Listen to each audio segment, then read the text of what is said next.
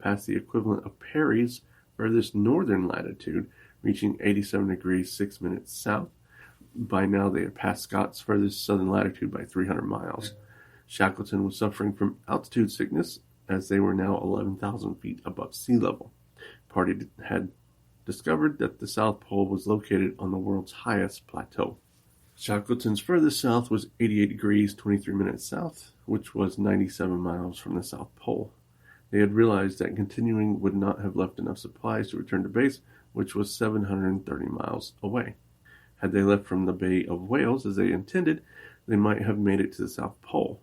They turned north, having beaten Scott's record by 360 miles, and were 79 miles nearer the South Pole than Peary had been to the North Pole. The sled was fitted with sails to help the journey north to their base. As none of the party had skis, the sled tended to rush away from them. The long journey back began through the Transantarctic Mountains and down the crevasse-filled Beardmore Glacier. There was now a rush to get back to the Nimrod, as the captain had been instructed to sail on March 1st, by which time the party would have been assumed all dead. The condition of men was now extremely poor, and the march north was slow. It seems that Shackleton's health was extremely poor, but this did not stop him from doing his share of the work. By 79 degrees 36 minutes south, they were all suffering from dysentery. At base camp, a party set out with extra rations for the last few food dumps, and this was the only time dogs were successfully used on the expedition. Shackleton had set off with 90 days food supply. They had now been away for 120 days.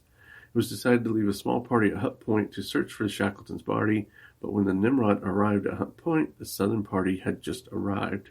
And while Shackleton was in the south, a party of 3, Professor Mawson, Edgeworth, David, and Dr. Alistair Mackay, reached the South Magnetic Pole after a journey in appalling conditions which involved a climb of over 9,000 feet to 72 degrees south, 155 degrees east. Shackleton returned to Britain a hero despite his failure to reach the South Pole.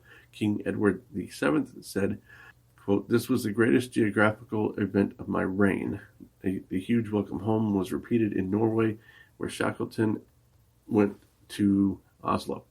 Amundsen led the welcome and torchlit procession was organized. Shackleton was Amundsen's hero despite his inadequate preparation, poor techniques, and defective equipment, and no skis.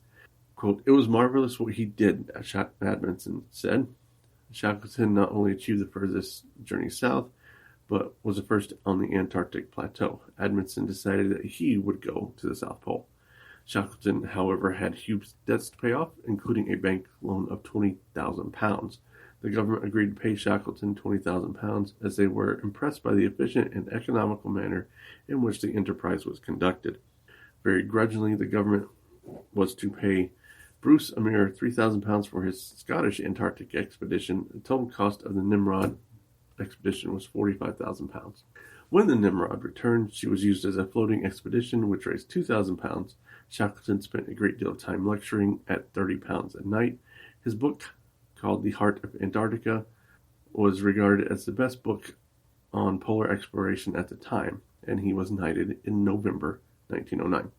All right, so that's going to cover the Nimrod expedition. We have some pretty big expeditions coming up because they learned so much from the previous expeditions. I think we have a Japanese expedition coming up and a couple other smaller ones before that. So I look forward to those next episode. I don't have any more questions at the moment, but if you want to ask me some questions, you can find me on Facebook or Twitter at Sparky on Ice. And you can send me an email at podcast@sparkyonice.xyz.